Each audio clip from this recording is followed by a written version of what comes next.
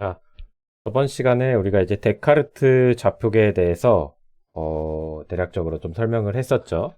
음, 그리고 이제 우리가 사실 지금 우리 엔진 프로젝트에서는 공간 변환에 대해서 작업을 진행을 하고 있는데, 그러기 위해서는 이제 우리가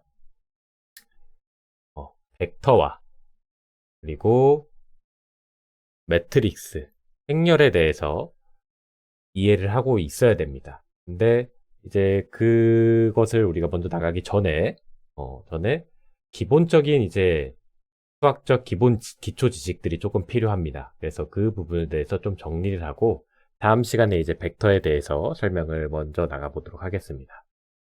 자, 그래서 3D 이제 수학을 우리가 이제 앞으로 나가는 수학이 있어서, 기존에 이제 우리 고등학교 때 배웠던 몇몇 가지 정보들을 조금 복습을 해보는 시간을 갖도록 해보겠습니다. 그래서 이제 우리 요거 있죠? 시그마. 우리 요거 시그마라고도 부르며 요 기호. 누적 합을 나타내는 기호죠. 요 식으로 이루어진 합을 1에서 6까지 해서 A1, A2, A3 값을 각각 함수에 넣어서 이렇게 진행을 해주는 거죠. 예를 들어서 여기 지금 시그마 i는 1부터 5까지 가정하고 여기는 k 제곱 이렇게 식을 써놓겠습니다. 그러면은 1의 제곱 플러스 그 다음에 2의 제곱 플러스 3의 제곱 플러스 4의 제곱 플러스 5의 제곱, 이 결과가 이제 이 식을 나타내는 거라고 생각을 할 수 있습니다. 이렇게 반복으로 누적합을 나타낼 수 있는 시그마가 있고요. 이거 이제 이 식을 우리가 공식으로 바꿔낼 수도 있었죠. 그 공식을 외우고 있으실 필요는 없습니다. 이 기호가 뭘 나타내는지 우리 의미를 알고 있고 어떤 동작을 하고 있는지 기억을 해두시면 공식 같은 거 이제 필요에 따라서 검색해서 찾아보시면 되고 또 계산기 이용해서 작업을 하셔도 되는 부분입니다. 우리 프로그래밍에서 수학은 이렇게 뭔가 우리가 공식을 외우고 문제를 풀고 그런 것보다는 이 수학 공식이나 이 수학적인 기호들이 어떤 의미를 내포하고 있고 어떻게 활용될 수 있는지를 파악하는 게 조금 더 학습적으로 도움이 많이 됩니다. 자, 그리고 이번에 이제 파이라고 하는 누적곱 연산이 있습니다. 누적곱 연산. 이 친구는 이제 반대로 이 덧셈 부분이 다 곱셈으로 이루어져서 진행이 되신다고 보시면 됩니다. 그래서 우리가 프로덕트가 곱셈 결과에 그 결과값을 얘기하는 거죠. 그리고 구간포기법이라고 해서 인터벌 노테이션이라고 얘기를 하죠. 우리가 특정 범위를 수학 그 1차원 데카르트 좌표계에서 표기를 할 때 사용을 합니다. 그래서 예를 들어서 A에서 B 사이다. 그러면은 이렇게 표시를 하고요. 이걸 우리가 부등식이라고 하죠. 이 수식으로 바꾸면 A는 X부터 B까지 해서 예를 들어서 마이너스 3 다시 마이너스 플러스 2다. 그러면 마이너스 3부터 2까지 표시가 되고요. 여기 이 꺽쇠가 이렇게 배열 모양으로 대괄호 모양이면 이거는 이쪽 마이너스 3과 2의 값을 포함시키겠다는 의미입니다. 동그라미 채워서 이렇게 표현이 가능하고요. 근데 여기가 이제 괄호 부분이다. 일반적인 괄호죠. 그래서 여기는 이제 포함을 시키지 않고 이렇게 체크하겠다는 겁니다. 그럼 이 친구는 마이너스 1이 포함되지 않은 요 식이 이제 완성이 될 거고요. 이 친구는 포함이 된 요 식이 될 겁니다. 그래서 요 약속은 어떻게 표현할지는 수학 교재마다 많이 다르긴 한데 저희는 이렇게 괄호를 이용해서 표현하는 방식으로 활용을 하겠다는 겁니다. 그래서 좀 기억을 해두시면 좋고, 그럼 내가 만약에 무한대를 좀 표현을 하고 싶다. 이런 부등식이 있잖아요, 우리가. 예를 들어서 부등식이 이렇게 있으면 0이라고 했을 때 2보다 큰 부등식이다. 2보다 크다. 이렇게 여기를 전부 다 표시하고 싶다. 자, 그러면은 이 무한대 이용하셔서 표시하시면 되죠. 그러면은 이 친구 2 포함해서 했다면 이렇게 2, 무한대. 이렇게 표현할 수가 있고 2가 이제 포함이 안 됐다면 2, 무한대. 그래서 이렇게 표시를 할 수가 있습니다. 요거를 이제 인터벌 노테이션 에서 구간 표기법이라고 이제 우리나라 말로 얘기를 하고 있죠. 자, 그리고 우리 이제 수학 시간에 아마 많이 보셨을 텐데 각도를 표현하는 방법이 여러 가지 방법이 있습니다. 자, 일반적으로 우리가 각도를 표현하는 방법에 우리가 익숙한 거는 디그리 각도라고 해서 0도에서 360도 사이의 각을 표현하는 거죠. 그래서 이런 거 이제 90도 같은 경우는 이렇게 직각이다. 90도를 표현하고 싶다. 그러면 90도 이렇게 표현했죠. 요게 이제 디그리 각도고 원주율, 원의 둘레의 비율로 표현하는 방법이 있습니다. 그걸 이제 우리가 라디안이라고 얘기를 합니다. 그래서 1도는 이 원에서 총 360도죠. 1도만큼 회전한 것을 우리가 의미를 합니다. 근데 라디안은 반대로 이렇게 표현을 하는 거죠. 이만큼의 내가 원주율이 있다. 이만큼. 원주율이라는 거는 원의 전체 둘레를 얘기를 합니다. 이 전체에서 나는 저 파란색 부분만큼을 표현을 하고 싶다. 그럼 이 친구가 사실 여기서 이만큼이면 시작 위치를 이쪽을 잡았을 때 90도를 얘기하는 거랑 같죠. 그래서 이렇게 원의 둘레로 표현이 가능합니다. 그래서 통상적으로 원의 둘레의 길이가 2파이라고 우리는 알고 있습니다. 2파이. 요만큼의 둘레의 길이. 그래서 이 값이 파이가 3.14 1592 땡땡땡땡 이런 값이 나오죠. 이 파이란 뭐냐? 이 반원의 둘레의 호의, 이 반원의 원의 호의 길이를 얘기하는 겁니다. 비율. 만약에 반지름이 1인 원이라면 원의 둘레가 2파이가 나올 거고요. 그리고 반지름이 2다. 그러면은 4파이가 나오겠죠? 왜? 원의 둘레기는 2파이 R이니까. 반지름 얘기하는 겁니다.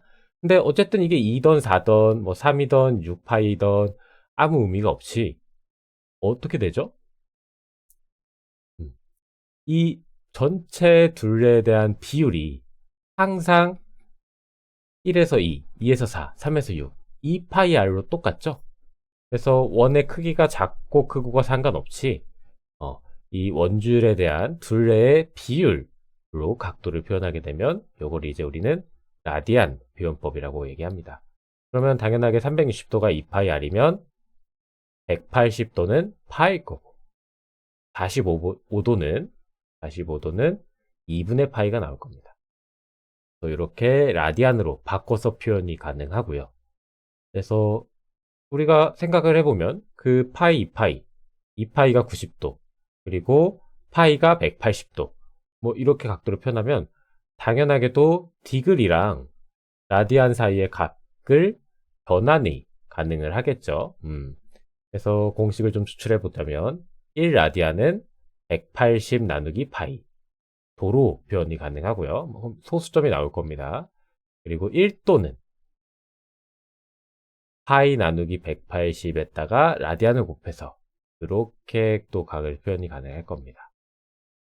그래서 이렇게 근데 이거를 우리가 이제 사실 외울 필요는 없죠. 그때그때 이용해서 계산해서 구해도 되는 거고 계산기를 써도 되고 그리고 사실 우리가 이제 코딩을 하는 데 있어서는 이거를 이해를 하고 있다면 우리가 이거 그냥 나누기 곱하기 연산 식으로 세워서 계산해버리면 알아서 결과를 받아내주죠.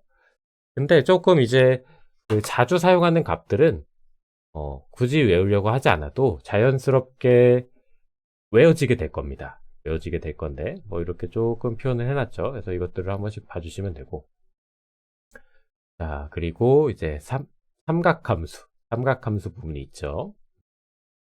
삼각함수란 뭐냐? 자, 사실 삼각함수를 정의하는 데 있어서는 다양한 방법들이 너무 많습니다. 근데 우리가 모든 방법을 다 닮음을 이용해서 정의할 수도 있고 각도를 이용해서 정의할 수도 있지만 그거를 우리가 다 이해를 할 필요는 또 없다라는 거죠. 그래서 이제 대표적인 방법으로 단위원이라고 해서 반지름의 길이가 1인 원을 이용해서 삼각형 함수를 정의를 할 수가 있습니다. 그래서 이쪽에 뭐 직선을 하나 이렇게 그리고, 그리고 반시계 방향으로 이 세타 각도만큼 회전을 시켜서 직선을 또 두 개 그렸을 때, 이 친구를 우리가 이렇게 가정을 한다고 했을 때, 코사인 세타가 뭐냐? 코사인 세타라는 건 x라고 두겠습니다. x. 코사인 세타는 x. 그러면 지금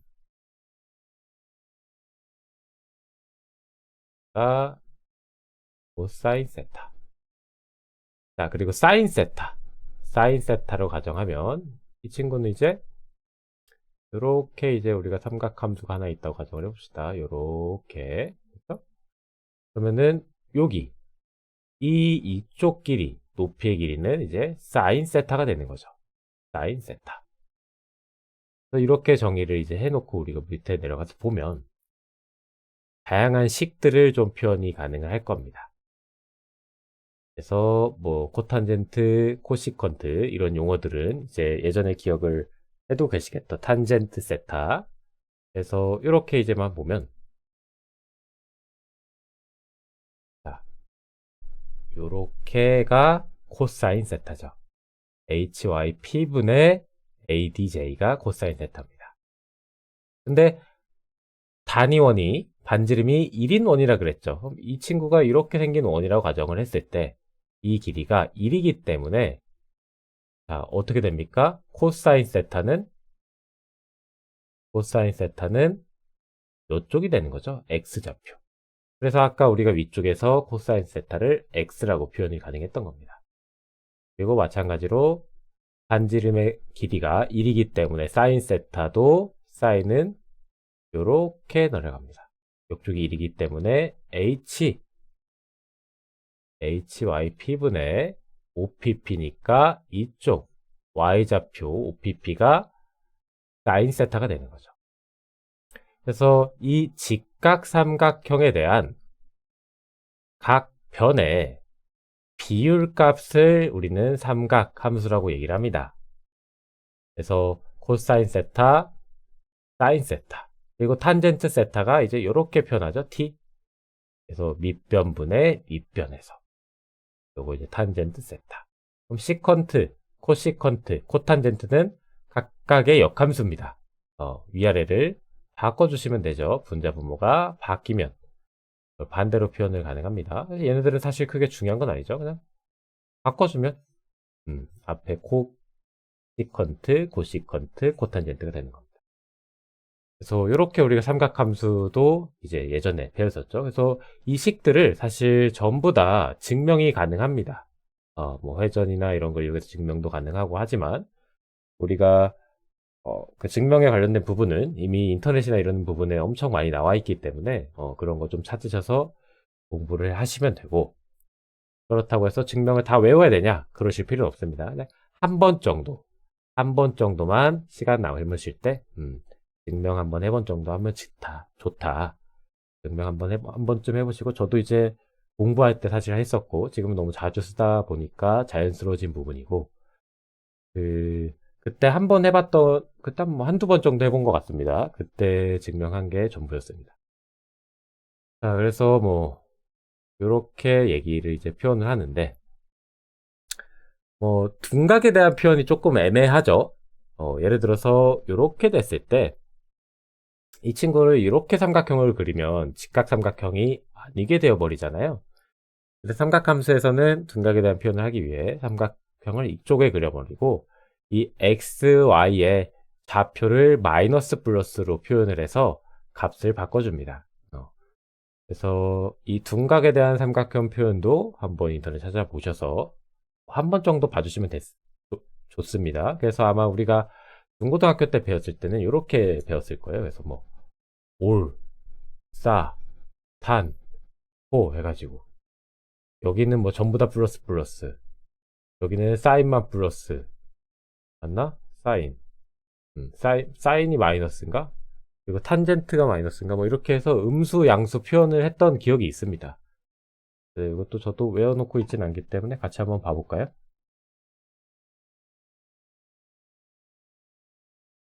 얼싸탄코 이렇게 뭐 표현이 돼 있죠. 사인만 플러스, 탄젠트만 플러스, 코사인만 플러스. 이렇게 외웠던 기억이 납니다. 이거 관련된 것도 한 번 정도 이렇게 좀 자세히 나와 있죠. 분각에 대한 삼각형. 요거 한번 문제 풀어보시면서 증명 한번 같이 해보시고, 여기도 다 변환 문제인데, 증명 검색해보시면 많이 나오죠. 강의 있네요. 인터넷 강의. 이런 거 한번 봐보시면 되고. 그래서 그렇게 알고 넘어가시면 됩니다. 너무 또 이걸 우리가 깊게 파서 시간을 잡을 필요는 없기 때문에. 자, 그렇게 이제 표현을 하다 보니까, 뭐 여기 나오죠. 얼사탄코, 사인 마이너스, 뭐 이렇게 나옵니다. 자, 그리고 이제 대표적으로 이제 자주 사용되는 요 값들을 이렇게 표현이 좀 미리 적어 놨고요. 그래서 이제 사인과 코사인 함수가 이루는 이 값의 변동폭을 이렇게 또 그림을 넣어서 표현을 해놨습니다. 그러면은 이렇게 약간 파동처럼 함수가 쭉 계속 늘어납니다. 왜냐면 각도는 0도에서 360도가 넘어가도 361도도 1도랑 같기 때문에 계속 이렇게 반복적인 형태를 띠게 되죠. 이런 것도 한번 봐주시면 되고, 그리고 그 다음으로 이제 그 중요하게 자주 썼던 부분이 저희 피타고라스의 정리입니다. 피타고라스의 정리. 직각삼각형에서 밑변과 뭐 윗변 또는 빗변과 윗변 두 변의 길이를 알면 나머지 변의 길이를 구할 수 있는 그 공식이 있었습니다. 그래서 a제곱 플러스 b제곱 혹은 c제곱과 같다. 그래서 너무 자연스럽게 사용이 됐었죠. 물론 이 친구도 증명이 가능합니다. 그래서 제 옛날에 봤을 때 뭐 이렇게 해서 증명을 했었던 것 같은데 사각형 그려가지고 그래서 한 번쯤 또 증명해 보시고 몸에 그냥 이런 게 있구나 알고 있구나 정도로 체득을 해두시면 좋습니다. 자, 그 다음에 이제 이 친구를 이제 우리가 알기 때문에 직각삼각형에서 대입이 가능해지죠. 그러면은 이 친구가 이렇게 표현이 가능하다면 x, y로 B제곱 플러스 C제곱은 이 변의 길이랑 같겠죠. 그래서 요런 삼각함수랑 피타고라스 정리를 이용해서 이런 식들이 유도가 가능합니다. 그래서 저희 이제 뭐 자주 사용했던 공식이죠. 고등학교 때 사인 제곱 플러스 코사인 제곱은 뭐 1, 탄젠트 제곱 세타 플러스 1, 세컨트 제곱 세타 이런 것들. 그래서 이 친구를 이용해서 이제 또 삼각함수의 덧셈, 뺄셈, 합차 공식 뭐 이런 것들이 유도가 가능한데, 그래서 우리 뭐 사코 코사 그리고 사코 코사 뭐 이런 거 외웠던 거 기억나시죠? 그리고 코사인 세타는 코 사사 이렇게 외웠었습니다. 부호 반대로 가고 탄젠트 뭐 1 마이너스 탄에 그리고 탄 플러스 뭐 이런 것들. 그래서 이것도 외우실 필요는 없고 기억만 해두시면 좋습니다. 그리고 마지막으로 이제 삼각함수의 두배각 공식이 있죠. 두배각 공식이 있는데 이것도 아마 고등학교 과정엔 없었을 겁니다. 없었는데 별로 그렇게 중요한 친구는 아닌데 두 배를 곱할 때 계산을 이제 유도를 시켜보면 단순하게 이런 식으로 표현이 가능하다. 이런 식으로 값을 표현이 가능하다. 그래서 두배각 공식도 뭐 검색해 보시면 충분히 이제 증명 관련된 것들 문제가 많이 나오죠. 그리고 이 직각삼각형에 한해서만 한다고 생각하지만 이 직각삼각형이 아닐 때도 활용했던 요런 이제 수능 문제 3점짜리 문제인가? 요거 이제 되게 많이 풀었었죠, 저희. 그래서 요것도 이렇게 공식 유도가 될 수 있었습니다. 그래서 비율, 이 삼각형의 비율로 이용해서 이제 사인 함수를 이용했던 거죠. 이런 것도 한번 쭉 기억을 되짚어 보시면서 이해를 하고 넘어가시면 좋습니다. 뭐 한 번씩 따라서 써보셔도 좋고요. 아니면 시간이 남으시면 증명해 보셔도 좋고, 그리고 이제 여러분들이 조금 배웠던 거를 그 기억을 되새길 수 있게끔 연습 문제를 조금 넣어놨습니다. 연습 문제. 그래서 이쪽 연습 문제 이용해서 뭐 좌표도 한번 표시를 해보시고, 뭐 이 친구 같은 경우에 얘 좌표는 얘는 몇이죠? 1,2죠. 이렇게 표현도 가능하시고요. 자, 그리고 여기 뭐 3차원 좌표도 한번 풀어보시고, 그리고 요거 시그마랑 파이 이용해서 누적합, 누적곱, 한번 요런 문제도 한번 풀어보시면 좋습니다. 그리고 디그리랑 라디안 바꾸는 것도 한번 해보시고요. 그리고 직각삼각형 피타고라스 정리 공부해보시고 이 식을 이제 여기 이 식 보이시죠? 이 식들을 우리 아까 여기 위에 배운 삼각형, 덧셈 공식, 합차 공식, 뭐 두배각 공식 이런 것들 이용하셔서 또 나름 이렇게 조금 정리해서 정렬해 보실 수 있습니다. 그래서 이런 것도 한번 풀어보시면은 조금 기억이 새록새록 돌아오실 겁니다. 그렇게 해서 이번 주 이제 여기까지 우리가 진도로 나갔고 다음 주 수업이 또 올라가겠죠. 다음 주 주말에 제가 또 녹화를 해서 그 다음 주 이제 벡터에 대해서 본격적으로 나가보도록 하겠습니다. 고생 많으셨습니다. 감사합니다.